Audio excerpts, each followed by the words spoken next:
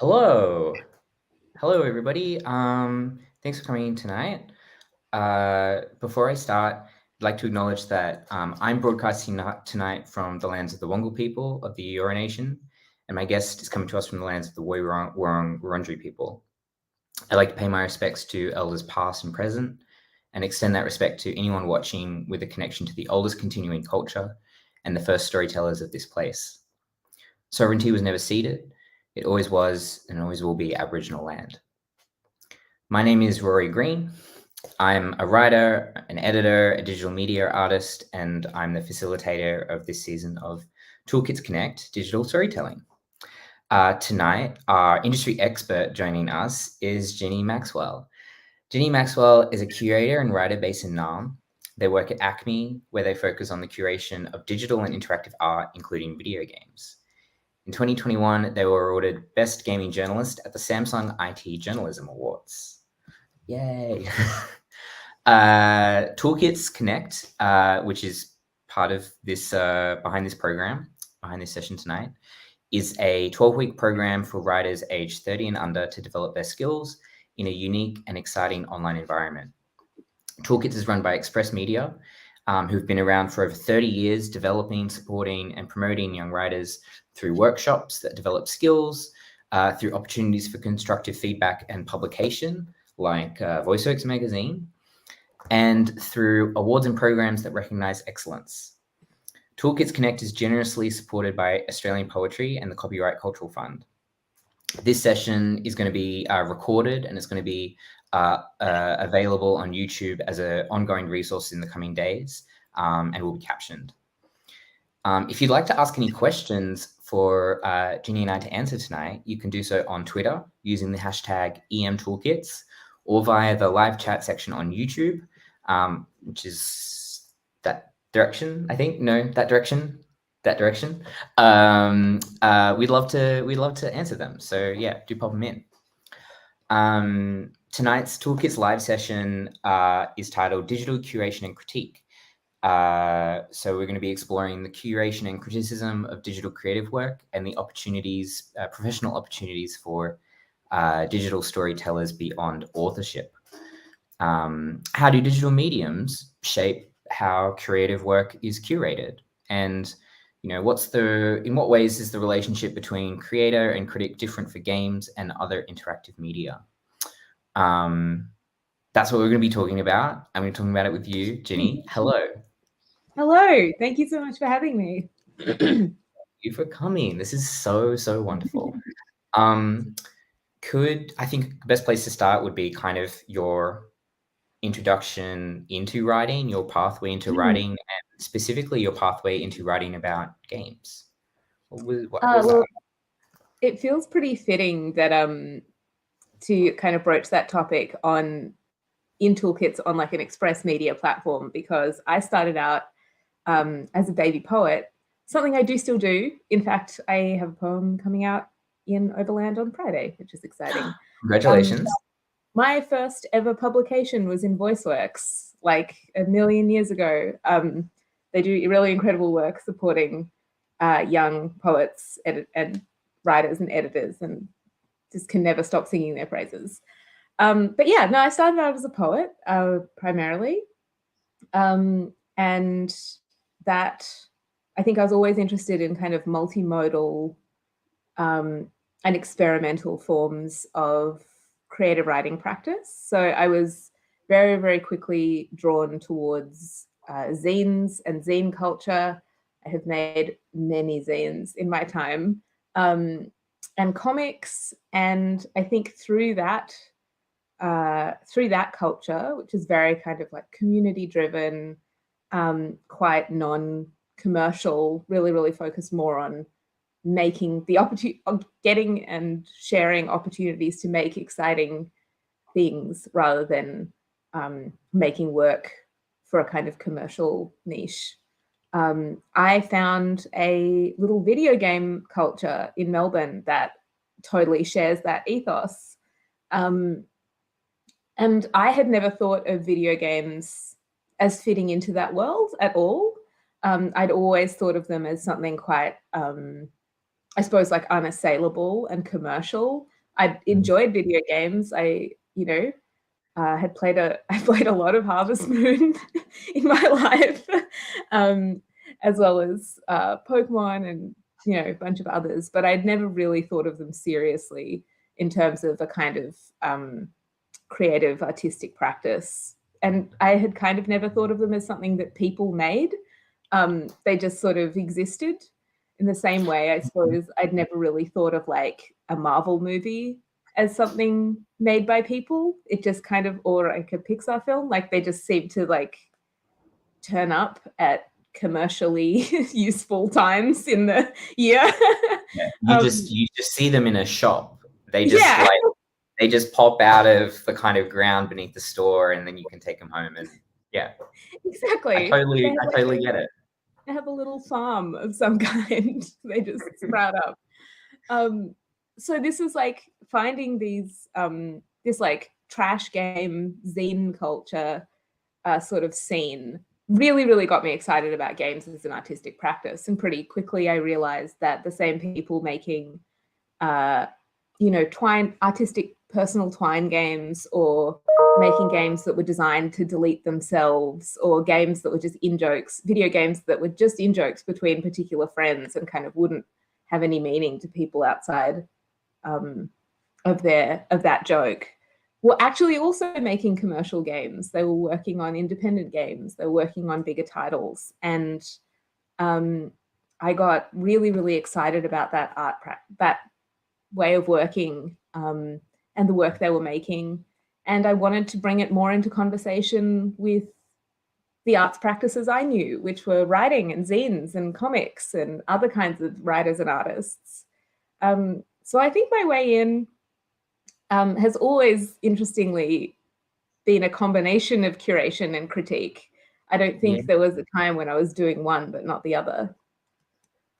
You talk about, like, I love that that sort of DIY ethos behind like zine making, and how that kind of pops up, or that has there's the same kind of vibe in that independent game scene, particularly in Melbourne.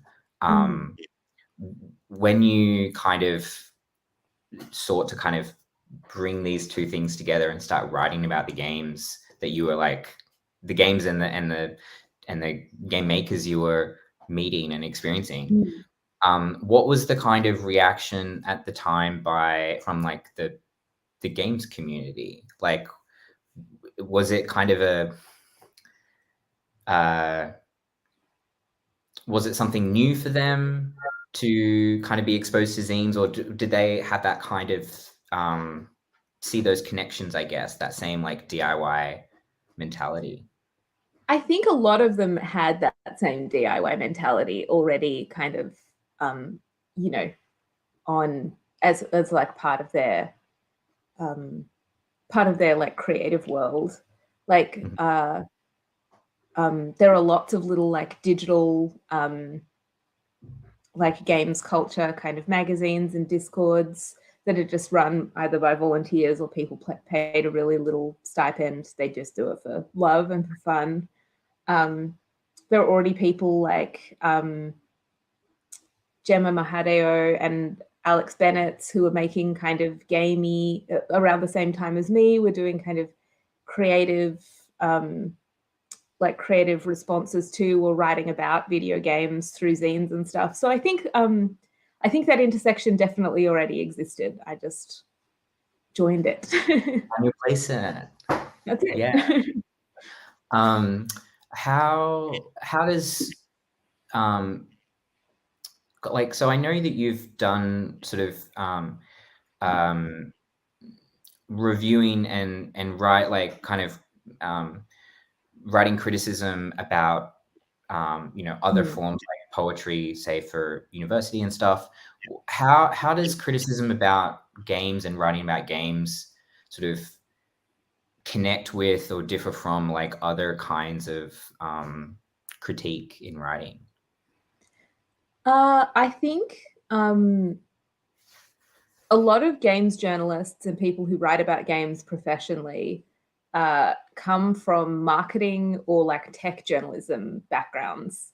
Yeah. And while there's nothing, and there is a, I would say, industry-wide tendency to approach the reviewing of games as the kind of appraisal of a commercial product. Is this worth the $79.99 price tag, being the kind of like impetus, I guess, of the review, which is not an approach I've ever taken. I think there's I think an easy barrier to, or like a barrier that a lot of people see when they start writing about games, is they think they don't know enough about games, or they think they don't know enough about computers, or and so they can't like get started. But I have kind of always taken the approach of approaching a game review as if I was reviewing a like participatory performance work.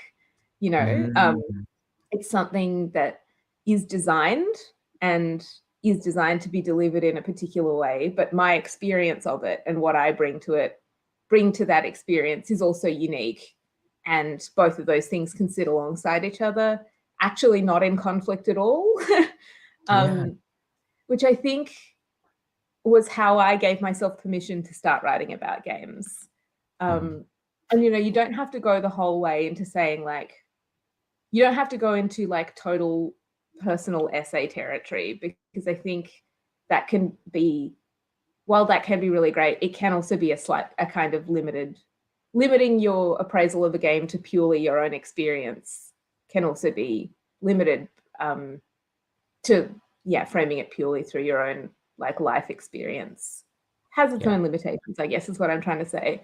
But I think discussing the fact that you had a specific experience that is located in time, that doesn't just relate to like a physical object that exists inertly. It involves you and the relationship between your game and the game and your life and your body, I think is a really useful and positive thing to do. Yeah, I think my literature and performance degree actually really served me pretty well when writing about games unexpectedly.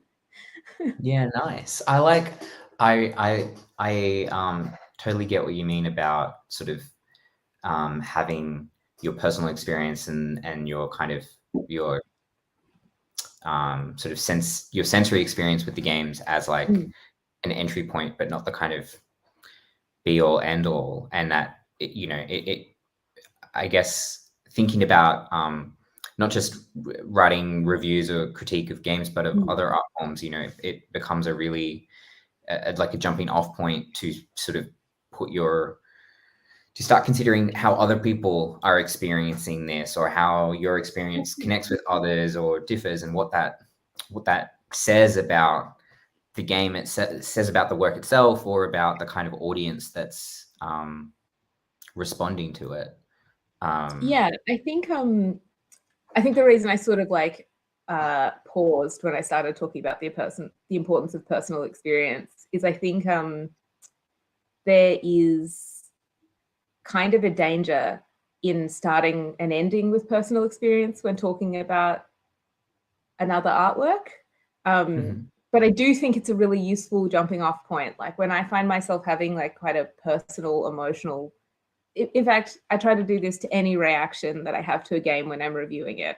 If I find myself being really frustrated, if I think that like a narrative point is like landing in a really clunky way, if like a piece of dialogue hits me wrong, I really try to make sure that my response to my own response is, oh, that's interesting. That's interesting. Where's that coming from? Like, why do I feel that way? What would it, like, who is the person who would not share this experience with me? Like, you know, who's the person who would find this piece of, I think, very cringe dialogue super moving? Or like, in what world would it have worked? You know, what's happening here?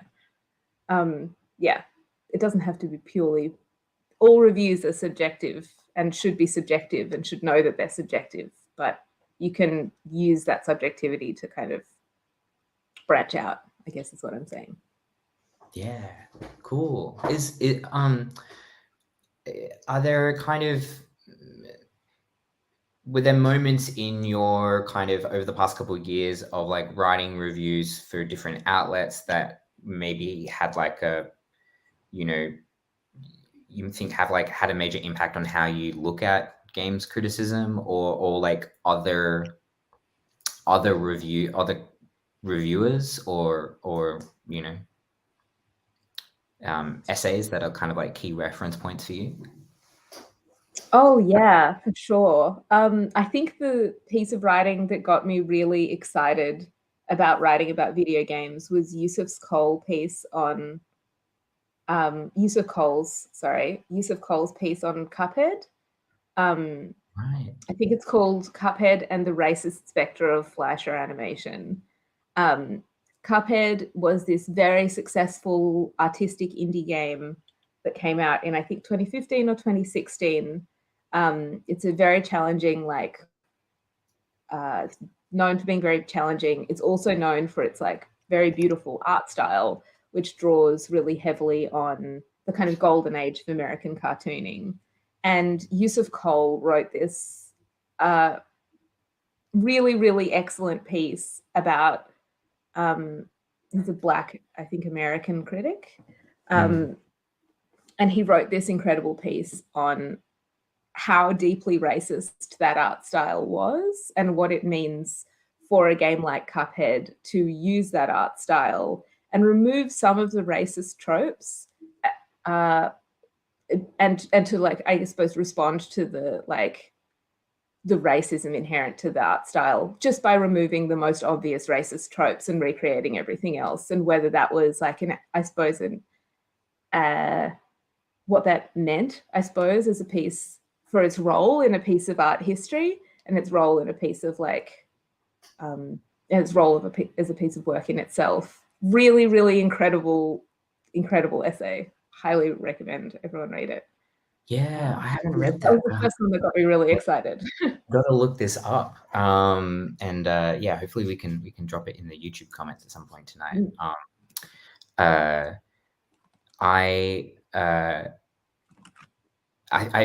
feel like I should share my own experience, I guess, to hold up next to your story about Yusuf Cole's piece. Was I think I don't remember the name of the writer, and I feel terrible about this, but it was for me the website Critical Distance, and seeing a roundup there that included a essay or like a blog post unpacking the sort of story of progress that Sid Meier's Civilization 5 kind of sets up in the way that the game is structured, and how this connects to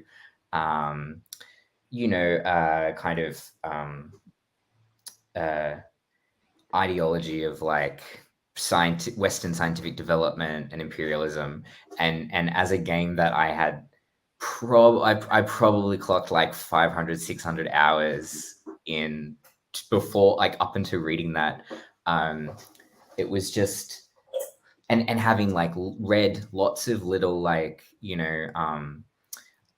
articles about like strategy guides and stuff that's purely technical, to be presented with this kind of cultural analysis that was completely empty of everything from everything else I'd seen, was just like a mind-blowing kind of like, oh, this kind of writing can exist, and it's super interesting. And that's God, that's something I'd like to see so much more of. I was thinking about this after we were talking about it in Newcastle, strategy guides, and what a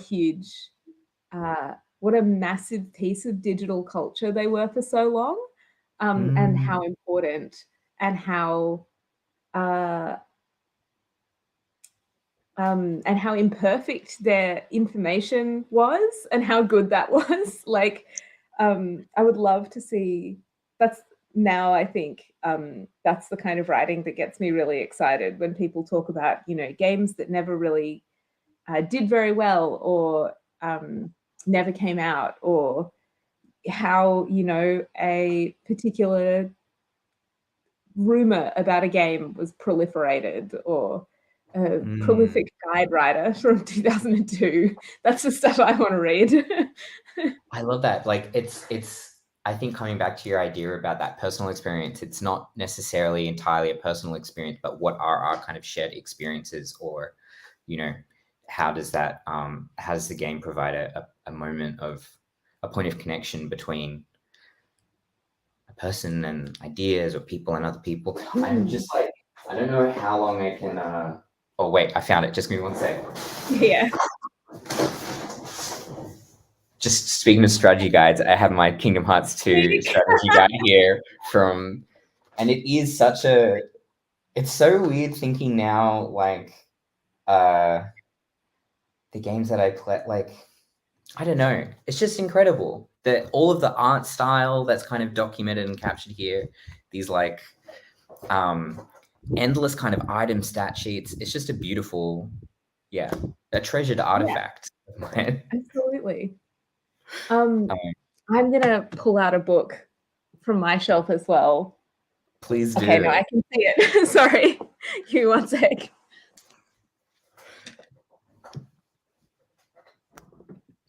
But that it is, like I think the best. Oh, what have you got? Oh, is this boss fight books? Yes. On the subject of writing about games, it would be really remiss of me, I think, not to. Oh, sorry, my camera's gone out of focus. Not to mention boss fight books. This imprint is fantastic. It's really, really fantastic. Each title in the series is just a small, probably about, I would say 20 to 30,000 words, maybe less even. Small title on one game and one game only, that tends to look at its history, its development process, and its cultural impact. They are primarily written by, journalists, academics, historians, critics, but the tone is pretty chatty. They range from, like, there's a really fantastic one on Majora's Mask. This one's on Earthbound. But they also cover some lesser known titles. Like, one of my favorites is Darius Kazemi's on Jagged Alliance 2, a game that I had never heard of before I read this book. But it was kind of a contemporary of the first XCOM games. And Darius makes the case, essentially, that Jagged Alliance 2, while it wasn't super commercially successful in its own right, it developed all of these norms in, like, strategy games and kind of role-playing strategy games that were then picked up by the genre overall, and had this massive, massive, massive knock-on effect in video game history. And this game, Jagged Alliance 2, is the little unknown baby that started it all. And so he takes you back through, like, the whole history of, how those genres have developed, and why Jagged Alliance 2 was, like, such an exciting, if unknown, kind of entry in the genre. Anyway, they're like $20 each. They're such good reads. I cannot recommend them more highly. Anybody, I love the idea of like that speaks to me so, like, intensely, that putting the game that you're kind of experiencing into, like, not just the sort of larger cultural context of your life and the world around you, but the context of the games industry and the kind of games as a cultural form. So good. I feel like we could talk for hours and hours about games criticism, because you're a genius. You have so much to say here. But there is a whole other part of your practice that we haven't even touched on yet, which is, like, curation. And how how did you was curation kind of did that develop alongside your experiences as a critic, or did that come after? Like, how does that kind of fit into your you know, experience as a games reviewer and a games writer? I have a pretty funny career, don't I? I was saying to someone the other day, I really did just make up a job for myself. Now I just get to do it, which is nuts. I'm very grateful though. So I think fundamentally, the role that I've always played and the role that I've always been good at is being a communicator. I was interested in helping communicate within the arts how video games might fit in, and who was making video games and the conditions under which they're making video games. And so curation and criticism both felt like quite natural ways into doing that. I think in 2017, I want to say, maybe 2017, I was a creative producer at National Young Writers Festival, and I curated a like playful program, a playful stream essentially for the 2017 festival that had like a little bit of stuff on writing about games. There was, I believe, like some very early some very early Bitsy workshops with one Cecile Richard. Everybody's doing them now, but I'm just going to say I was one of the first to bring those into writers' festivals from a programming perspective. And that sorry to just quickly jump in. Yeah. That the slide deck from that presentation is now like one of the like 3 most visited. Like if you go to the Bitsy wiki and you look at the tutorials, it's like the second tutorial there for starting Bitsy. It has like that event has had kind of global repercussions in terms of being able to document and give people an access point to Bitsy as a game form. Yeah, I'm not sure if Cecile. I cannot confirm whether Cecile developed it for that workshop or if it was a document they had already developed. But I do think that in Australia, it was like, at least it was one of a pretty early example of bringing like artistic game making practice into a writing space.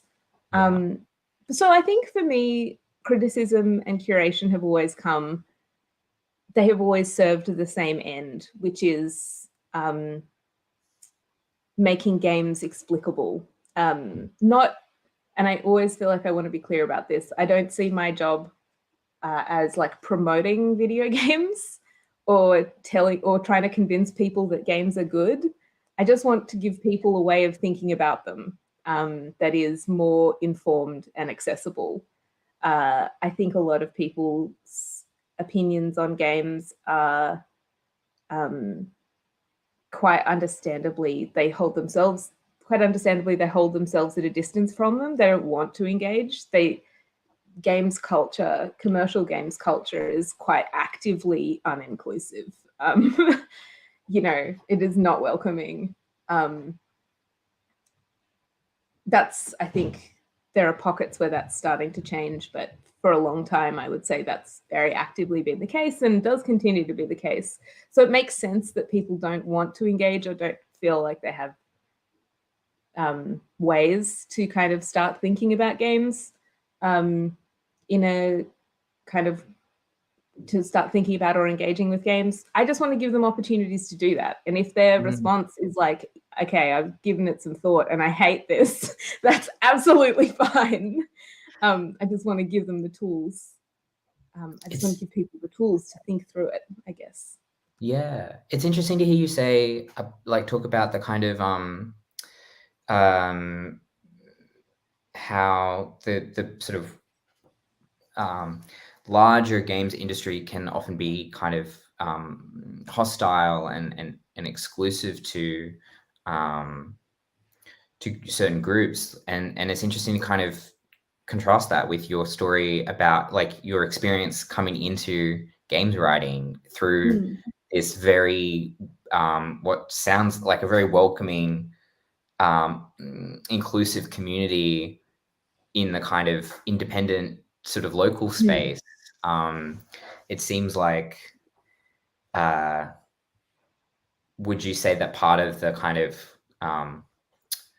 I don't know if it role or responsibility, maybe not the right word, but I guess one of the cool things that you get to do as part of, you know, your work as a curator is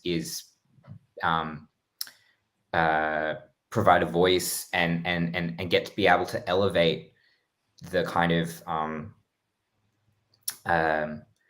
like positive communities and positive representations of sort of games communities in a kind of larger space. Yeah, or you know, like I think this, you know, I talk about the hostility of like the commercial games.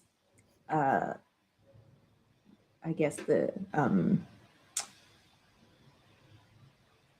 the commercial games industry, maybe machine. I think, I mean, I think you see similar things kind of across the board, like zine making communities and little like pop-up presses that people are making with their friends are much more, don't have much to say, like, I'm getting tangled. I'm going to start this again. Think about like the publishing industry, right? We know that the publishing industry is like also pretty hostile to a huge number of people, particularly people of color, trans people, gender diverse people, indigenous people. You know, DIY and personal arts practices often exist as a response to that dynamic. And I think that's definitely what I like saw in coming into games through this like little trash art back alley, was that I suppose that counterpoint exists in games as well. And it is exciting to be able to celebrate that and give it a platform. It's really wild being at Acme. You know, Acme is my first ever full-time job. I think people don't realize this, but I've been freelance, part-time, contract my whole career. And I assumed that would be the case forever because I have this weird made-up job. But now I'm somewhere where I have like significant institutional power. And that's not a responsibility that I take lightly at all. And it is really exciting being able to bring the kind of art practice that means the most to me, which is DIY and personal, into that space and give it a platform. That's so cool. You've mentioned Acme. I feel like it's like I have to ask, like, what does that work like? What does the day-to-day kind of look like? And like what are the sort of activities and like what goes into the work of curation at an institution like Acme? Like there must be so many moving parts. Oh yeah, big time. Lot of spreadsheets, lot of spreadsheets and Trello boards. I think, I mean, I guess there are like two questions there, right? Like what goes into the work of curation and what is it like working at an institution like Acme? Sure. Is there one that you want? What goes into the work of curation? Okay. I think the exciting thing about, I think it was Maggie Thompson who said to me once while we were doing National Young Writers Festival that the most exciting thing about putting on a panel, like putting together a panel, is the 10 minutes before and after when the writers are talking to each other with the microphones off. I really feel that way. I really, really felt that way about my work curating events independently. It was about getting artists to talk to each other and how and creating spaces where they felt comfortable doing so and where they understood when you had laid the groundwork for people to understand how different art forms could relate to each other or did relate to each other, and then letting them do with that information what they will. That's like the most exciting thing, I think. You give people the tools to respond to work that you find interesting, and then you get to just watch how they respond. Gorgeous. So I think that's what I love about curating. Yeah, so I think I took. There's a lot of spreadsheets to get to. Yeah, there are a lot of emails and spreadsheets and grant applications in between the dream and the reality. But luckily, I love that too. Luckily, that kind of work suits me fine. Which I say is lucky because working at a arts organization like Acme that is dialed up to 100. Working in a big institution is fantastic because, I mean, if we have money, you know, I'm doing projects on scales that I could never have dreamed of. Could never have had the money for. You know, we have incredible like marketing people. We have a legal team. There is so much that that people at these institutions, so many resources that were just beyond imagining to me before I started there. The other side of that is that bigger arts organizations and cultural institutions have very long lead times. Museums, you know, we announced an upcoming exhibition today, Out of Bounds, that I am lead on, that I'm very excited about, that opens in December. And I've been working on that for a full year. And that is a really pretty short lead time in terms of Acme's exhibition development. I know we have had there are projects we've had in the work for 4 or 5 years, easily. So, yeah, one of the things about working on this scale is that you can't work as quickly. You can't do a little pop-up, you know. Things are scheduled really far ahead of time. We have our, I think, public programs pretty much locked in for the next 6 months.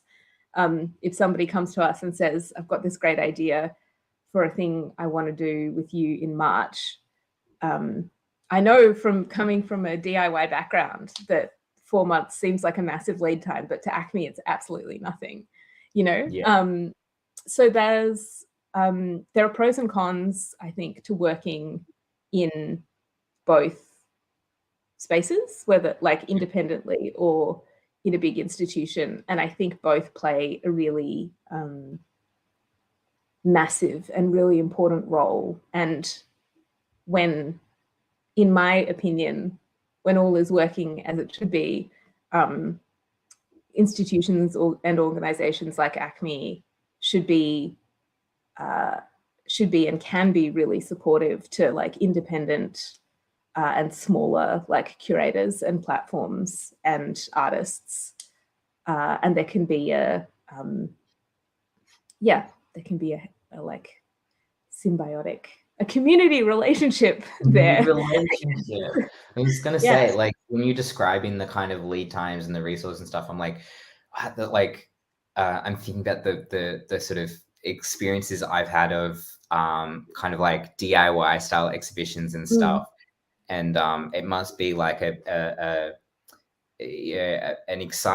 big deal to not be like hauling your like game monitor on the tram, like the trash bar, in order to like, you know, show something that you've, you know, been developing up your laptop. Oh my God, absolutely. The The amount of time I have spent untangling cables in people's garages. Yes. Or like nipping down to Officeworks to buy a couple more mouses because I forgot because somebody forgot something or like something didn't work. or like buying just random tarpaulins because it rained and we didn't really have a contingency plan. Yeah. Yeah, no more of that, which is More. that was I don't know if I more like fascinating. told you this, but like early in the year, I did something with an independent arts festival in kind of regional New South Wales, and they were very generous with the venues and kind of like, you know, we'll set up these venues however you like, but like we don't have much in the way of equipment for those venues. And I negotiated with my housemates to take our living room TV. Drove it like 4 hours west and set it up for the weekend and then brought it back. Oh my God. Great. I love it. Just quickly before we kind of move on, I just wanted to sort of remind everybody tuning in that you can ask us questions either through Twitter at #EMToolkits, or you can post them in YouTube in the comment section. But before we get to audience questions, I'm interested in hearing you talk about like kind of you've talked a bit about the differences between curating in the kind of DIY sort of small kind of independent context and then in kind of a larger institutional context. Are there kind of and you also it's interesting hearing about the lead time for museums and stuff. I assume that kind of applies across museums that do all sorts of art, whether it's like, you know, paintings or sculpture or you know, gadgets or whatever. Are there challenges that you think are kind of unique to publishing or curating or exhibiting digital work? Maybe stuff that you've experienced either or both in that smaller context or in that larger context? I think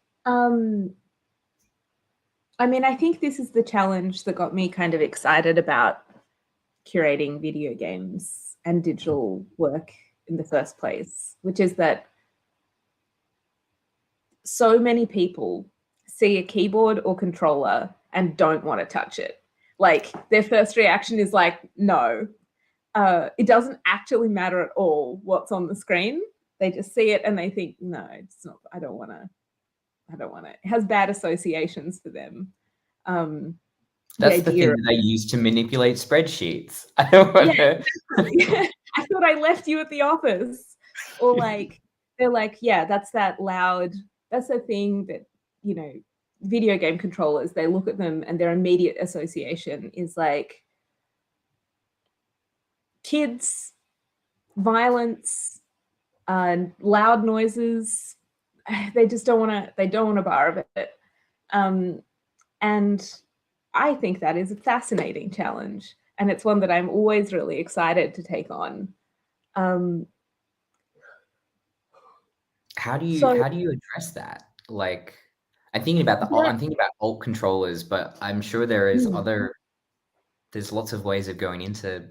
I would love to hear your thoughts on and any stories you have about alt controllers, which I love. I mean, my main memory of alt controllers is I think maybe the first time we met when you were curating or involved in the setup for an event with Free Play, and I was just completely like I had never experienced anything like the work that I'd seen there, where these like these games and these digital art pieces were embedded in like Ouija boards and like blow up dolls, like all sorts of like weird and wonderful kind of I don't know. And there's something kind of inviting about that, where like you were just saying about like a controller or a mouse, and you have a lot of people come to that with a lot of kind of preconceived notions about how it's supposed to be used or who should use it. Whereas when you see something that's in a kind of form that you've never seen before, there is a kind of curiosity of like,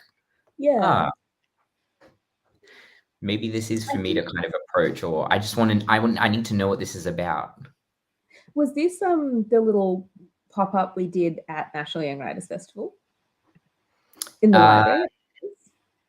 It was in Melbourne. It was in Melbourne at some point. Yeah, I think maybe 2018, 2019. maybe, so I think, I can't remember if it was 2017 or 2018, but I did work with Chad Toprak at Free Play to do what we called, I think, the electronic reading room at National Young Writers Festival one year, which was a little pop-up exhibition designed explicitly to include digital and playful and video game works that would not be what people expected. One of the works we had in there was A Short Trip by Alexander Perrin, which is a completely hand-drawn, like meticulous graphite pencil side-scrolling game where you drive this beautiful antique tram up a hill. There are 3, and you can pick up passengers and drop them off on the way. There are 3 buttons: forward, backward, and bell. And that's the whole game. And we covered every key on a keyboard except for those 3, so that they were the only option. So people were like, "What? Why have you done that?" It just changed just broke the loop a little bit. That's all we had to do, just break the loop a little bit. So people were like, "Well, why are those keys covered up?" Well, okay, well, what happens if I press that one? And then suddenly you're like, "Yes, you're in." So I think like little things like that, that just slightly shift people's existing biases towards like particular kinds of work. And it really doesn't take much. Another thing we do at Acme that I think is genius, and I can say that it's genius because it predates me. We have part of our public exhibition, which is called Games Lab, which has playable games, and each of the games has a case next to it with some objects associated with the game and 3 images above the game case, 3 printed images. And it's a really, really popular part of the exhibition with little kids. Little kids just run straight from the entry to Games Lab and then start playing Hollow Knight or, Gardens Between or whatever it is, with huge enthusiasm. But those 3 images across the top, they also each have a little panel of interpretive text. But those 3 images across the top are chosen really carefully to offer some insight into the game's development. And it's because if you have a bench that's here and a little kid comes and sits on it and there's a parent standing next to them, those images will be at eye height. So if you're standing next to your little kid who's just become obsessed with whatever game is on display, and you're looking around and wishing that you could be thinking more about, contemporary video art, Daniel Crook's Phantom Ride, some other, listening to an interview with Warwick Thornton, doing something else in the exhibition, anything that isn't video games, what you're actually going to see is some images that give you I guess, an alternate path into thinking about this game. So rather than having to sit down and pick up a controller and use the controller and learn the rules and kind of engage from that perspective, you are still getting a narrative about a game that might interest you, that might pique a little bit of curiosity. That's like it comes back down to like that thing I said earlier. That's the thing you're trying to get to. Just, you don't need to take people the whole way. You don't need to convince them that games are good. You just need to get them to the point of, oh, that's interesting. Yeah. Oh, what did I do? That's like, it's not actually a huge step. It's a small step, but it's a really important one. And it sounds like it makes me think about what you said about coming into games writing. Like it's an opportunity for visitors to become aware that someone made this game. People make games. Yeah. Just grow out of a shop for your kids to buy, but someone Exactly. made it. It's a lot about it. I love that. Oh goodness. And it's interesting that kind of exhibition design and that sense that like thought about physical space and how a digital work is going to be presented and experienced, or a digital work and its kind of ephemera is going to be experienced in a physical space is really interesting. We last week we were talking with Mohammed Shamas about VR work and how important, you know, even that kind of central to that digital making is the thinking about what is the physical experience, what is the spatial experience of somebody engaging with that work, which is I don't know, I think not the first thing that people come to when they think about digital work. Is always this talk about it's like disembodied, or it's in the cloud, or it's everywhere. But it's super embodied. It's so embodied. I wonder how you approach that as like an e-lit editor. Is that something that you, and a digital artist in your own right, is that something that you think about much? I think it comes up a lot, and in the context of digital publication, and thinking about the devices that people are going to be accessing that digital work. I think you know, it's a pretty common thing to see on websites and journals that publish digital work, the kind of the best experience, please you on desktop.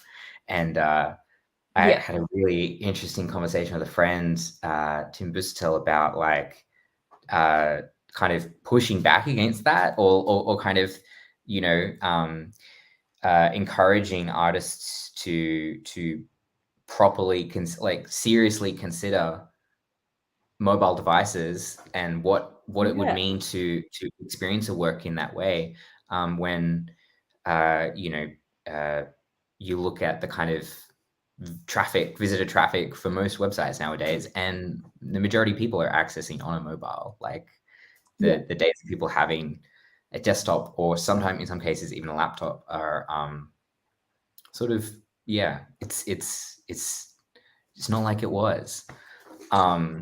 True.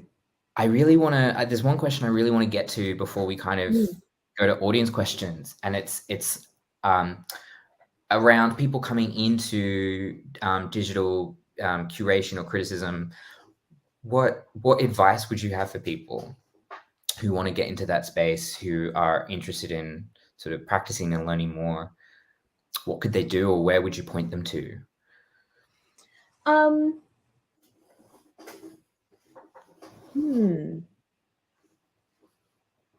I think I suppose my first advice would be look at what's already there.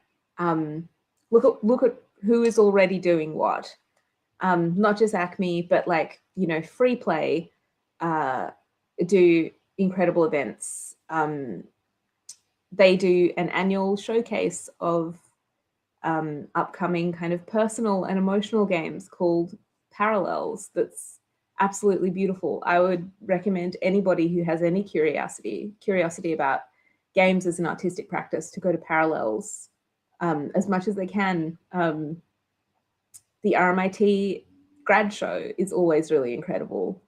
Get along to that. And when you go along, have a chat to the people there, and don't feel like you need to ask them smart questions. You can ask them any questions, like from what does this button do to like, why did you make a game about like why this subject matter? Why VR? Like, why this? I'm curious. Like, you know, your questions don't need to be journalistic. You can just have a conversation. I think like, I feel like having good chats is like the absolute cornerstone of my practice. Yeah, Like, absolutely.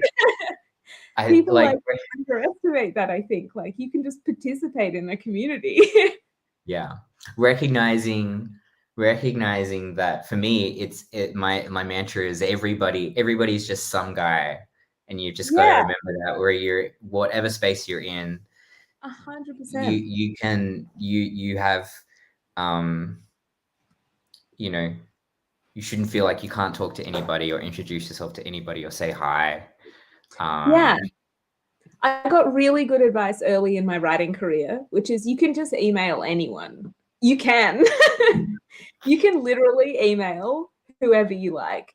If you don't have their email, honestly, you can probably guess it. Don't email them repeatedly. Don't email them in like a harassing way. But if you want to ask somebody questions or or even just express appreciation for their work, you can probably shoot them an email. If you're not, like I said, inappropriate or harassing, which I'm going to assume that the lovely viewers of this toolkit session will not be. The worst thing that can possibly happen is that they don't reply. Like that's not a big deal. You can ask someone you admire for advice. You can express appreciation for a piece of work. You can just email. You can ask for an interview. If you want to interview someone, you can email whoever you like.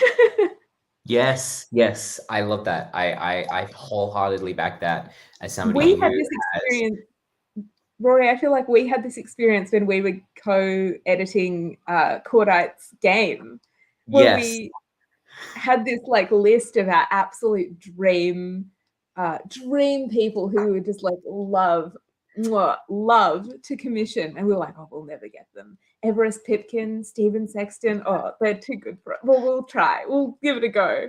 And of course they're all digital art weirdos who were like, oh, you're a digital art weirdo. Let's go. Sounds great. Yeah. Together. Absolutely. Yeah, I've definitely had that experience, syncing that exact one as an emailer. But also, I wholeheartedly believe that as an email receiver, I love when people email me out of the blue, and I've been like, love to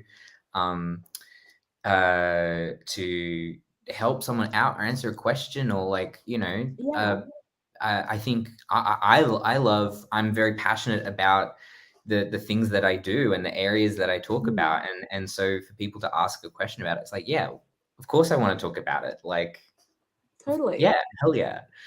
I'm just looking at the benefits of working in like kind of a somewhat niche field of practice is that everybody who is there because they love it so much, not because they were like, I'm gonna make big money here. Yeah. Like, no, for any reason except like just total enthusiasm, and they pretty much invariably, in my experience, are happy to share that enthusiasm with you. Totally. And I think that comes back to, I guess, both of our kind of shared backgrounds in poetry. I've talked with a few people about the idea of like, being a poetry millionaire. There's no poetry millionaires. People, you got to be here for the joy of it. And if you're not here for the joy of it, like, whenever I do something joyful. You don't have to be here. Totally. Whenever I like get a little bit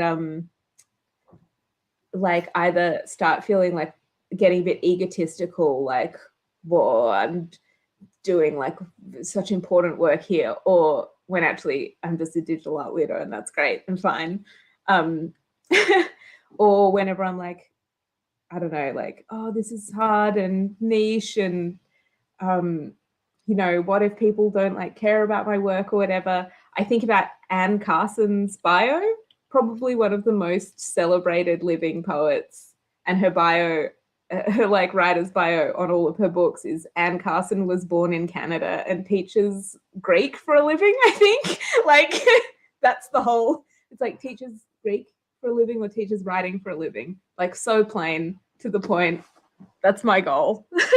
Amazing. I think that's a really that's a great aspirational note to I think maybe wrap up our conversation tonight.